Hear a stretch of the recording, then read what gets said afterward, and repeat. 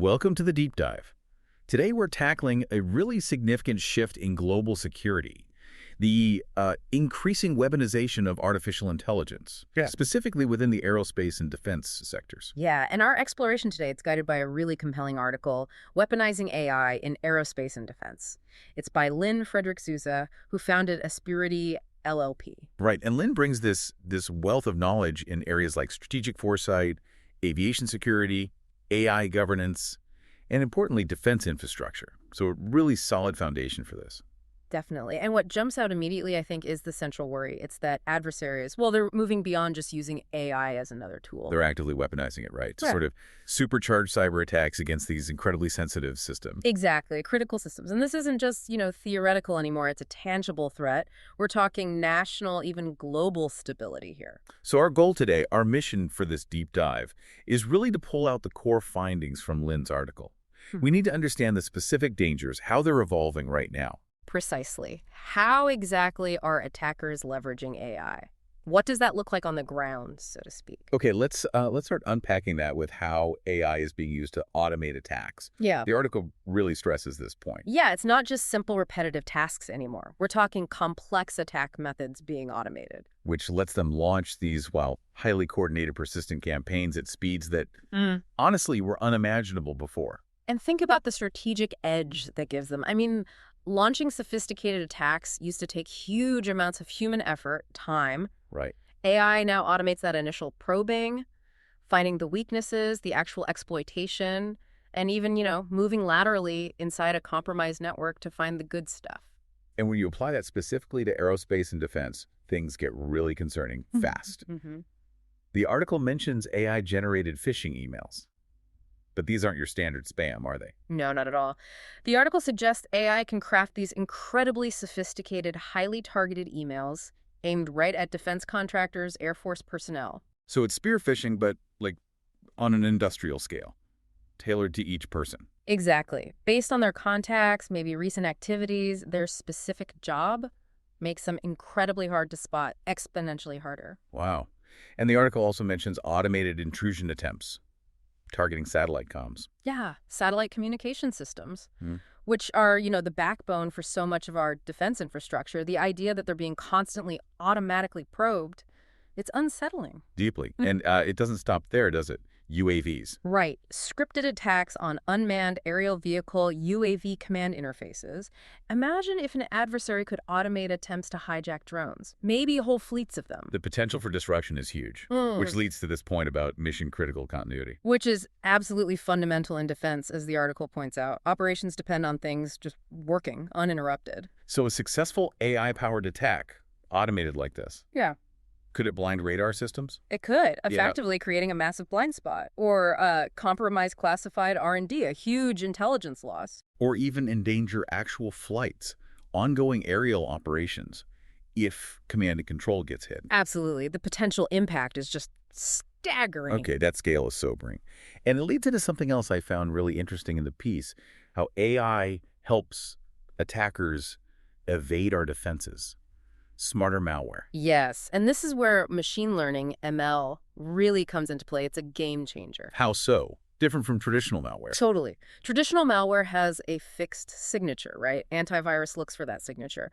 But ML-powered malware, it learns, it adapts in real time. So if an infiltration attempt fails, it analyzes why it failed and then automatically changes its own code to get around the defenses next time. It's constantly evolving. That sounds like trying to defend against smoke. How does this actually play out in aerospace and defense? Well, the article gives some pretty specific and frankly worrying examples. Think about polymorphic malware. Okay. Malware that could be hidden deep in the supply chain for avionics, like critical aircraft parts. So it's compromised before it even leaves the factory? Potentially, yes. Making initial detection incredibly difficult. A hidden vulnerability right from the start. Deeply disturbing. It is. And then you've got self-mutating code infecting military-grade firmware. Firmware. That's the really low-level stuff, controlling the hardware itself. Exactly. If that's compromised, an attacker gets fundamental control, unprecedented access. And the article even talks about AI creating hidden backdoors in aerospace control systems. Secret entry points. Undetectable. Extremely difficult to find with conventional security, yeah. And the article makes a crucial point here, right? about our existing defenses. It does. That many of our, legacy systems, they just don't have the real-time AI monitoring needed to spot this kind of adaptive malware. So they're basically fighting tomorrow's threats with yesterday's tools. In a sense, yes. It creates this significant imbalance, often favoring the attacker who's using these advanced AI techniques. Okay, moving on. The article then talks about another critical area, target identification, using algorithmic reconnaissance. Sounds very high-tech spy stuff. Yes, it is, in a way. Attackers are using AI to chew through massive data sets. We're talking social media, satellite feeds, public databases, even leaked documents. All to find and prioritize the best targets. Precisely. The volume of data is just impossible for humans to process effectively. But AI algorithms, they can spot subtle patterns, connections, things a human analyst might easily miss. So instead of a scattergun approach, they use AI to zero in. Maximum impact. What kind of targets are we talking about here? The article gives some really good use cases, like finding weak spots in defense logistics networks. So analyzing supply chains to find that critical node, exploiting that, could cripple things. Absolutely. Or using AI to map critical aerospace infrastructure in detail. Airports, launch pads, control towers, understanding how everything connects. Giving them a blueprint for attack. Right. And maybe even more unsettling, the article mentions using AI to track the routines, the behavior of key defense personnel. To find human vulnerabilities. How? Analyzing online activity, maybe even physical movements inferred from data. Looking for openings to exploit. That really twists the intelligence part of AI into, well, an intelligence weapon. It's not just speed anymore. It's highly informed strategic targeting. Exactly. And as the article points out, this precision is incredibly efficient. It lets attackers, even ones with fewer resources, really amplify their impact. So one well-planned AI-guided attack can do more damage than a bigger, less focused campaign. Far more, potentially. Okay, the next area explored in the article is particularly unsettling. Social engineering, deepfakes, digital deception. This feels like sci-fi becoming reality. Unfortunately, yeah, that's kind of where we are. AI can now generate incredibly realistic, fake audio, video, even completely synthetic digital identities. And attackers are using this. Increasingly, to craft these highly believable, very effective social engineering attacks. Can you give some examples from the article? They sounded pretty alarming. Well, one scenario is a deepfake audio call. Sounds exactly like a senior defense official. Issuing urgent orders. Requesting access to confidential data. Imagine getting a call that sounds beyond any doubt like your boss ordering you to transfer sensitive files. You wouldn't question it. Almost impossible. Precisely. The article also talks about AI-generated emails impersonating, say, executives from major aerospace OEMs. To trick employees into giving up info or clicking bad links. Exactly. And then there's the idea of synthetic avatars, AI-generated personas that look and sound real, joining secure video calls. Infiltrating secure defense meetings. Wow. It's genuinely disturbing, poses a huge threat to secure communications. It really shakes our fundamental trust, doesn't it, in what we see and hear. If you can't rely on that, how do you verify identity? That's the core vulnerability. These AI deceptions can enable espionage, IP theft, even large-scale disinformation campaigns designed to sow chaos and mistrust. This paints a really, really concerning picture of the current threats.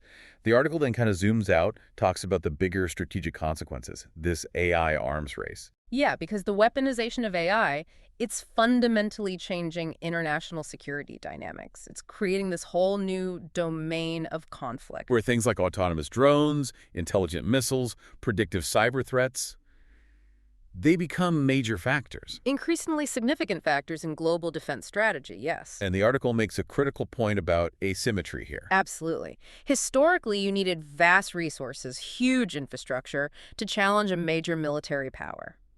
AI, well, it has the potential to level the playing field somewhat. Meaning smaller actors, maybe even non-state groups, could develop and use sophisticated AI weapons. Potentially, yes. Creating new, unpredictable security challenges that our traditional military thinking might not be ready for. And this ripples out beyond just military conflict, right? It impacts international norms, deterrence, diplomacy. Exactly. How do you set rules of engagement when AI might be making autonomous decisions? How does deterrence work if you can't even definitively trace who launched a sophisticated AI attack? These are huge, complex legal and strategic questions. And the international community is really just starting to grapple with them. So given all this, the scope, the seriousness, the big question is, what can be done? What are the solutions? The article does offer recommendations for defense stakeholders.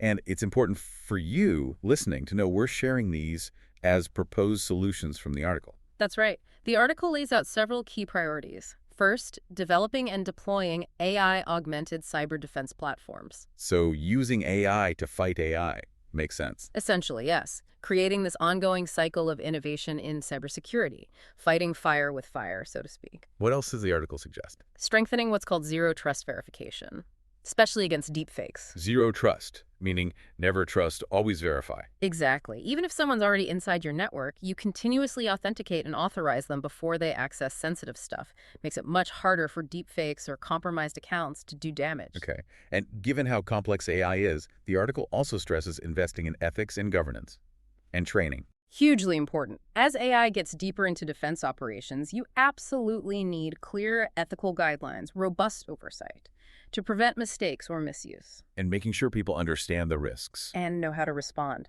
Comprehensive resilience training is key.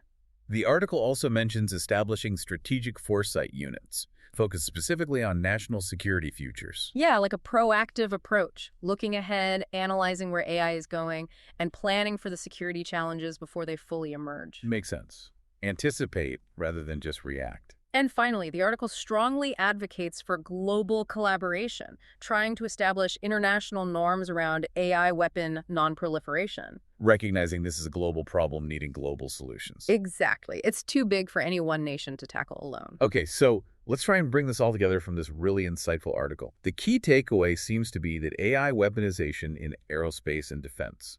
It's not some far-off future thing. Not at all. It's a significant, multifaceted threat right now. And it's changing everything. Attack automation, evasion, targeting, even manipulating trust through social engineering. And it's crucial, as you said earlier, to stress this isn't just theory. It's a present, rapidly evolving danger. With serious strategic consequences that we're already seeing, and that will only get more pronounced as AI tech keeps advancing at this incredible pace. Which leads us really to our final thought for you, the listener. Considering this astonishing pace of AI development and its undeniable potential for weaponization in ever more sophisticated ways, what are the most critical ethical and strategic issues? The ones that individuals, governments, international bodies, all of us need to be actively grappling with right now. To ensure security, to maintain stability in the years ahead, it's a huge question. And one that really demands our immediate and ongoing attention.